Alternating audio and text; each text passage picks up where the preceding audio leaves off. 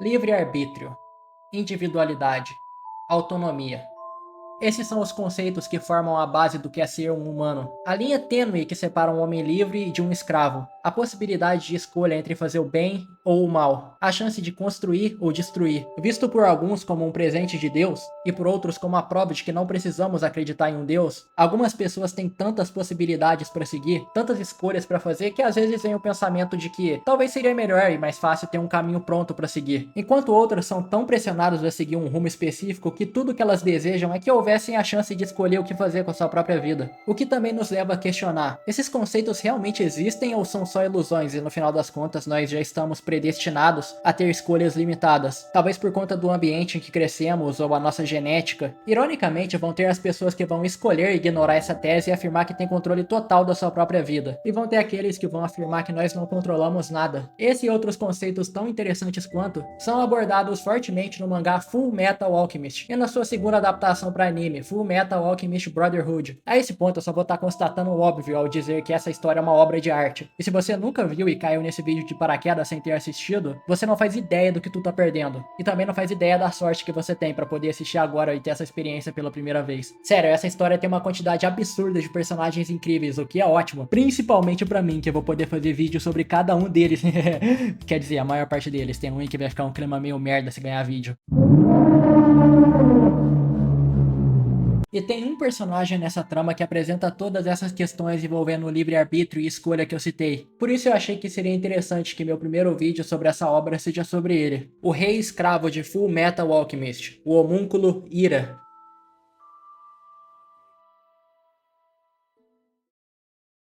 No ano de 1550, o país conhecido como Amestriz é oficialmente fundado. Com conhecimento sobre alquimia, o recém-país iniciou diversas guerras e anexações de países menores vizinhos. Por cima de incontáveis cadáveres, Amestriz se torna uma nação poderosa e gigante, fazendo fronteira e criando conflitos com diversos outros países gigantes como Creta, Dracma e Aerugo. E a única coisa que impede uma tensão com um país localizado ao leste chamado Xing é a existência de um deserto inabitável entre as duas nações. Deserto esse que um dia já foi habitado por um reino conhecido como Xerxes, mas que agora só sobraram escombros da sua existência no meio da areia. Com tantas guerras, Amestriz passou por um período de grande revolução tecnológica até chegar no ponto em que vemos a história atualmente. Com a criação de veículos e próteses extremamente avançadas e uma grande expansão militar, se tornando uma nação governada estritamente por militares. E é claro, a criação da divisão de alquimistas federais. Esses que são pessoas com o conhecimento de usar transmutações como armas a partir da regra da troca equivalente, apelidados de cães do exército pela população insatisfeita com o governo. E no centro do país está sua capital, a cidade central, e o lugar onde vive o líder e ditador de Amestriz, Führer King Bradley.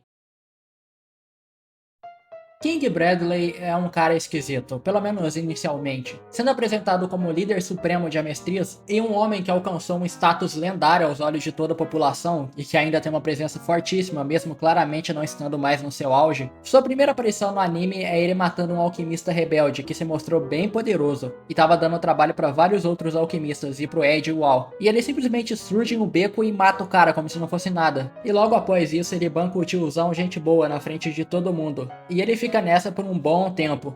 Que coisa mais gay! Obviamente isso é só um disfarce que ele usa na frente das pessoas normais. Inclusive esse momento funciona bem melhor no mangá, porque no anime a gente já tem logo de cara esse momento super sério e sombrio dele. Enquanto na história original, a primeira aparição dele é quando ele vai visitar o Edward no hospital. E ele realmente se empenha pra ser o tiozão engraçado no mangá. Parece que ele vai ser um personagem bobão, tipo Rugs. Isso dá um peso bem maior no momento em que ele mostra quem ele realmente é. Essa máscara é deixada de lado quando ele tem que entrar em ação diretamente. E aí sim nós vimos o Bradley sendo o que ele é de verdade. Um soldado praticamente invencível, que parece muito mais uma força da natureza do que uma pessoa. Isso acontece na luta contra o Ganância, e nesse momento em que é revelado que ele também é um homúnculo.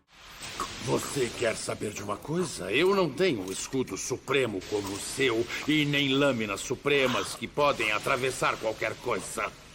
Sabe como consegui sobreviver a um campo de batalha com balas voando por todos os lados e ainda ser condecorado até chegar ao cargo que ocupo? Não quer tentar adivinhar? Você.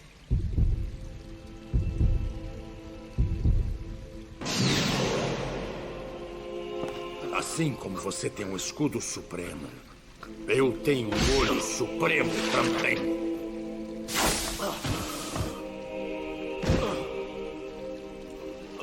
E então, meu caro Ganância, quantas vezes eu terei que matá-lo para você morrer de verdade?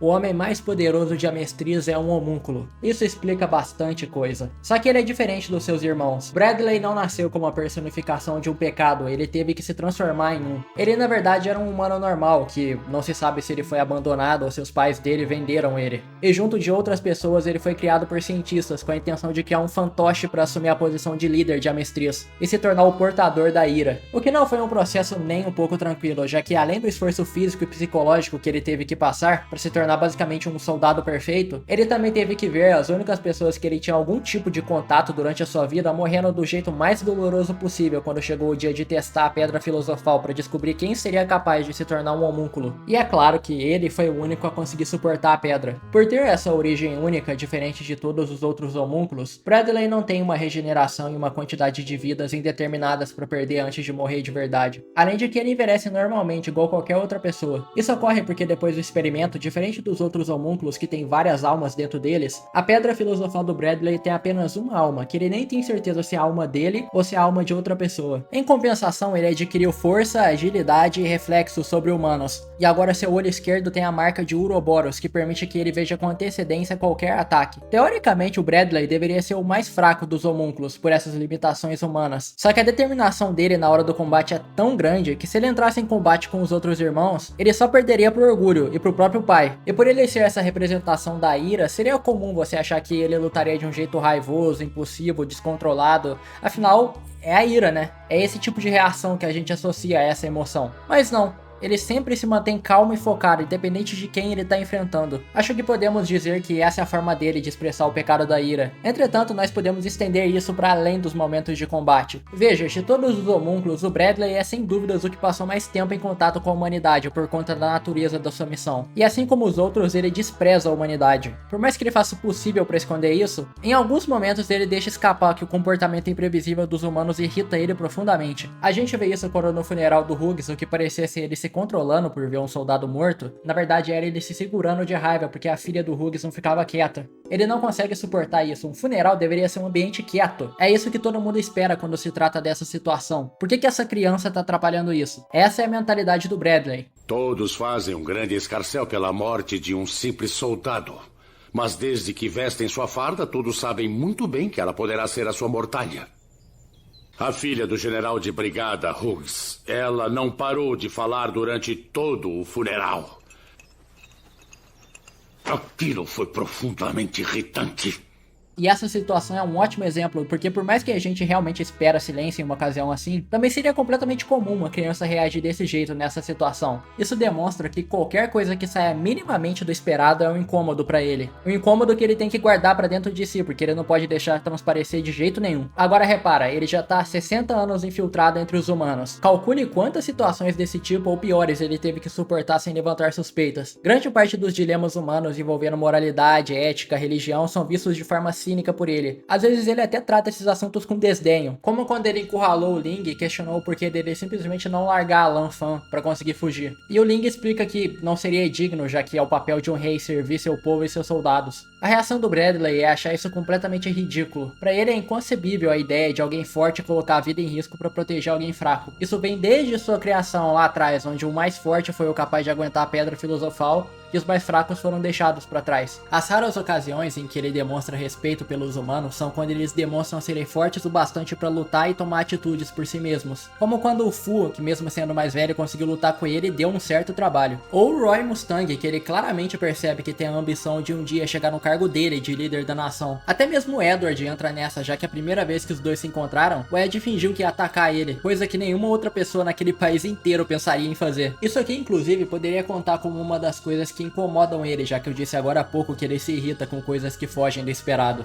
E essa situação toda é completamente inesperada. Mas eu vou voltar a falar disso de novo depois. E essa questão dos humanos tomarem atitudes por conta própria nos leva até outro ponto, que é a visão dele sobre religião. Enquanto comandava a guerra que massacrava Ishbal, em certo ponto Bradley foi confrontado pelo líder religioso dos Ishbalianos e pediu para que ele encerrasse o massacre em troca de sua vida. E bem, a situação não sai conforme esperado. Ora... Então quer que eu poupe a vida dos milhares de sobreviventes ishbalianos em troca da sua? Exatamente. Eu me Não disponho... seja presunçoso. Acha mesmo que a sua única vida teria o mesmo valor que a dos outros milhares de sobreviventes? Não seja arrogante, reles humano. A vida de um único ser humano vale apenas uma vida, nem mais e nem menos do que isso. Não haverá troca, e nem cessarei o extermínio. Seu demônio insensível! Receberá o castigo de Deus! Colocar Deus nessa conversa foi um grande erro da parte deles. De forma cética e até debochada, ele pergunta quando esse Deus vai punir ele. Até mesmo agora que esse povo está sendo dizimado, Deus não aparece. E termina dizendo que Deus é só um ídolo criado por humanos fracos, que querem depender de alguém para realizar seus desejos. Assim encerrando a conversa e ordenando que retirem os Ishbalianos dali e continuem o massacre. Eu acho de arrepiar como esse momento não tem nenhuma violência gráfica, mas a situação é absurdamente pesada. Imagina você pedir o mínimo de misericórdia para alguém oferecendo a sua própria vida para salvar pessoas que não podem se defender, e como resultado a pessoa se recusa e ainda debocha da sua fé. Além de não gostar da ideia da existência de um ser divino, o Bradley odeia a forma que os humanos dependem da religião para que suas vontades sejam realizadas, ao invés deles mesmos realizarem isso por conta própria. A gente tá vendo esse discurso vindo de um antagonista, e curiosamente no terceiro episódio e literalmente os 2 primeiros capítulos do mangá, o Edward também deixa claro que não acredita em Deus, e o primeiro inimigo que ele enfrenta junto com Alphonse é um líder religioso que usa a fé das pessoas para explorar elas. E no fim eles passam a mesma mensagem para uma garota chamada Rose, de que ela deveria descobrir por conta própria um motivo para viver, ao invés de depender que a religião entregue um motivo para ela. E mais pra frente na história nós vimos que ela seguiu esse conselho. Olha como isso é bem escrito, o protagonista e o antagonista têm a mesma postura em relação à religião, e de como você deve agir por conta própria e não esperar um milagre cair do céu. Só que um escolheu usar essa opinião para aconselhar uma pessoa e o outro usou isso para humilhar uma pessoa. É um ótimo paralelo entre herói e vilão, e uma demonstração de que o problema não é a mensagem, o problema é o jeito que você passa ela e a sua intenção com isso. Bom, a esse ponto você já deve estar pensando, ok, eu entendi, o Bradley é o homúnculo da ira porque ele é um babaca que odeia tudo envolvendo os humanos. Não exatamente. O que faz esse personagem se tornar mais interessante ainda são suas contradições em relação às coisas que eu citei. Durante o Fullmetal Alchemist, nós percebemos que apesar dos homúnculos adorarem falar o quanto eles são superiores aos humanos, alguns deles não necessariamente se resumem a isso, como inveja, que no fundo sente um complexo de inferioridade em relação aos humanos, ou ganância, que mesmo negando não consegue deixar de sentir afeto pelos seus companheiros, e até mesmo o orgulho, que bem lá no fundo sente um tipo de empatia pela mulher que supostamente seria a mãe dele. E com o Ira não é muito diferente. Vai ser esquisito eu falar isso depois de ter deixado claro o quanto ele se incomoda quando os humanos agem de forma imprevisível, mas parte dele também gosta disso. Em uma conversa com o Orgulho, ele até fala que acha divertido que de repente, depois de tanto tempo, estão surgindo pessoas que estão colocando o plano deles em risco.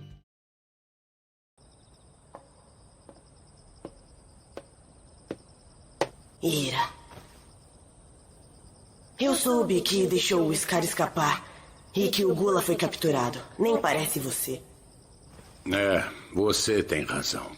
Você parece contente. Não vou negar. Essa história me diverte. Eu vivi por 60 anos e agora sou o líder deste país.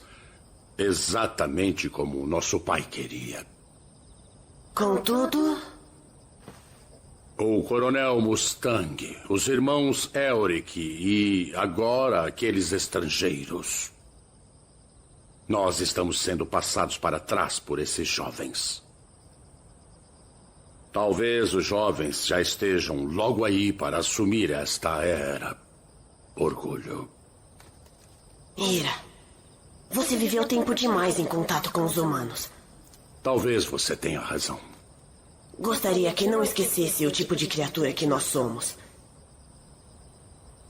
Eu não direi nada ao nosso pai sobre essas palavras, que poderiam ser tomadas como uma traição.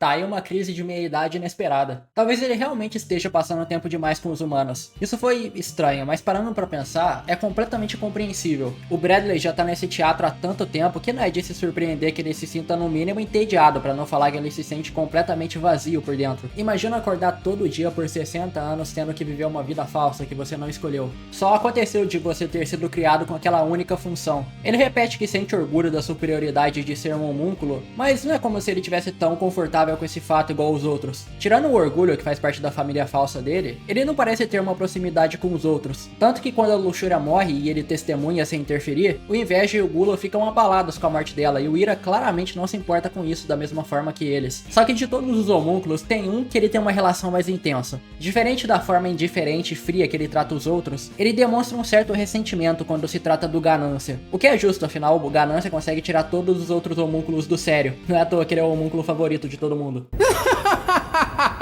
Impossível é dizer que isso é impossível. Você tinha mania de dizer isso. Já se esqueceu? Ou será que tá ficando gaga? Cala a boca, seu feioso. Hã? A carinha dele.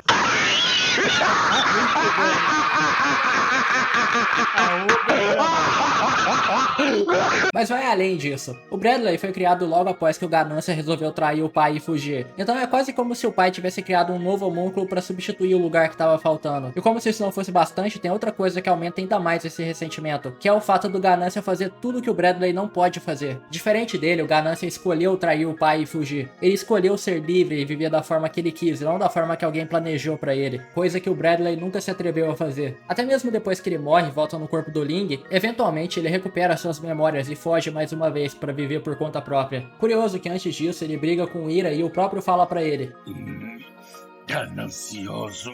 Não consegue se livrar de nada. Agora cobiça recuperar o passado perdido, seu tolo.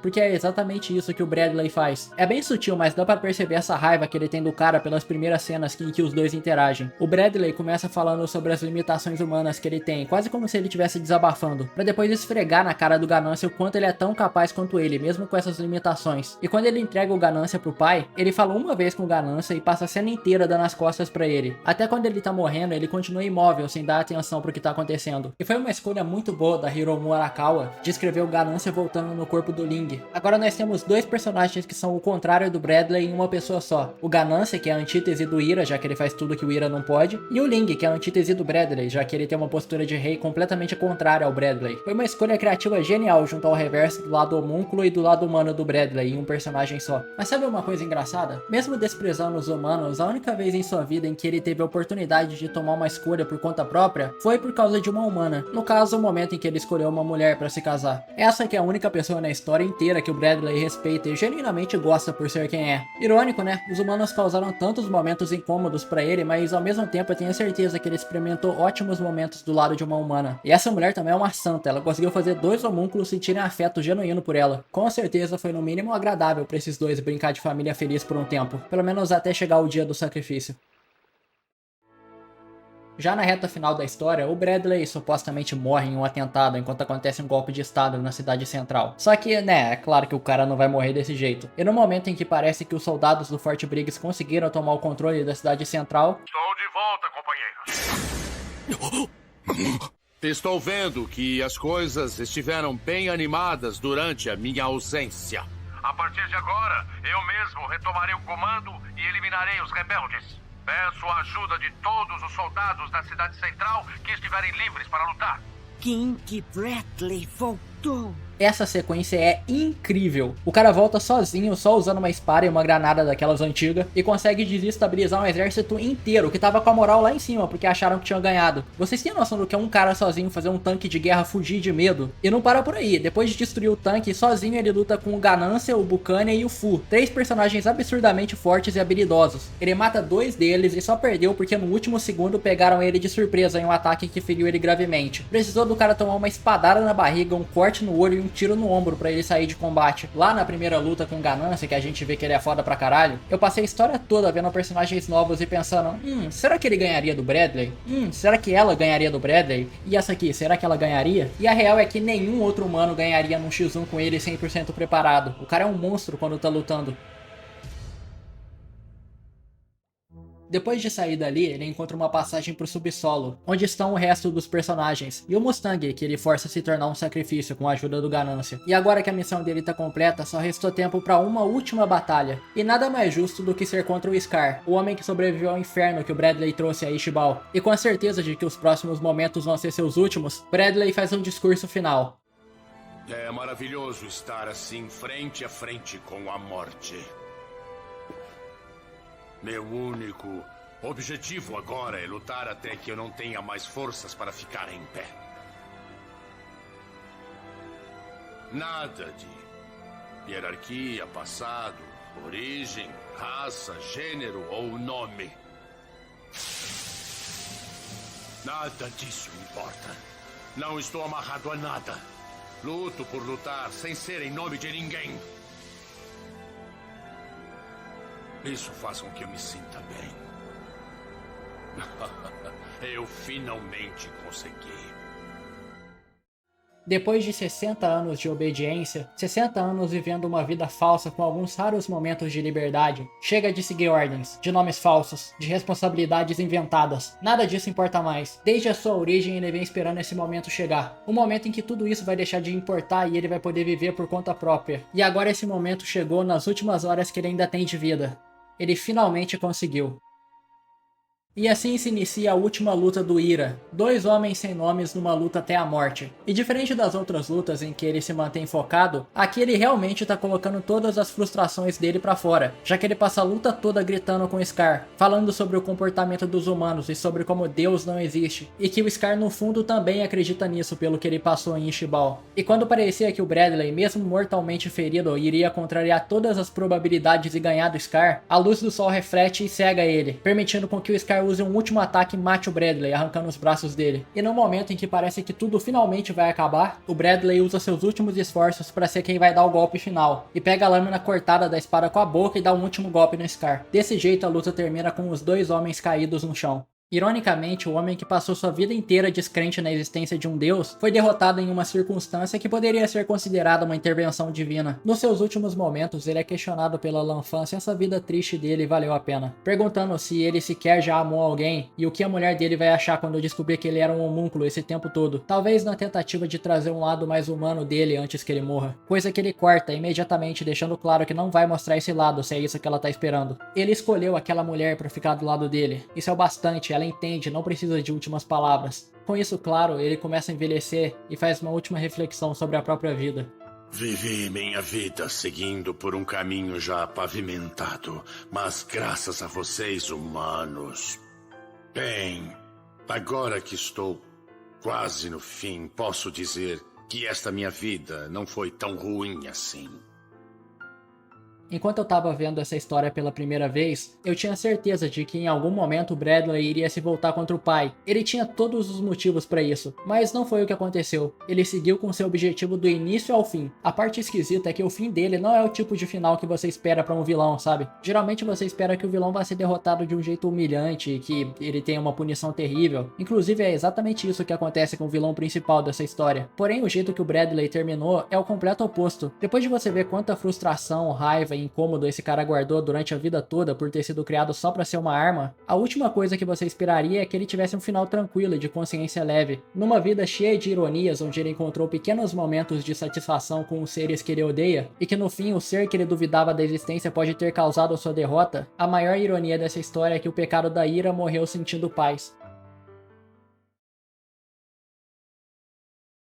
Chegamos ao fim do primeiro vídeo de Full Metal Alchemist do canal, e se tudo der certo não será o último, já que essa história incrível tem muito pra ser comentada. Vocês podem me chamar de emocionado, mas eu acho que esse mangá é o mais perto de um mangá perfeito que existe. Tudo aqui é interessante o bastante pra eu querer fazer vídeos gigantes falando sobre. Tirando uma coisinha ou outra, sei lá, vai ser complicado fazer um vídeo falando sobre o Gula ou o Preguiça que dure mais do que 4 minutos. Mas também tem personagens como o Edward, o Ganância, o Scar, que eu ficaria horas falando sobre, e eu tenho certeza que alguém gostaria de ficar escutando. E também tem um anime de 2003 que traz uma perspectiva diferente dessa história. E tem uma galera que adora essa versão. Eu diria que até mais do que a história original. Enfim, o que vocês acharam desse primeiro vídeo? Comenta aí se vocês querem mais. Espero que você tenha curtido e até o próximo vídeo.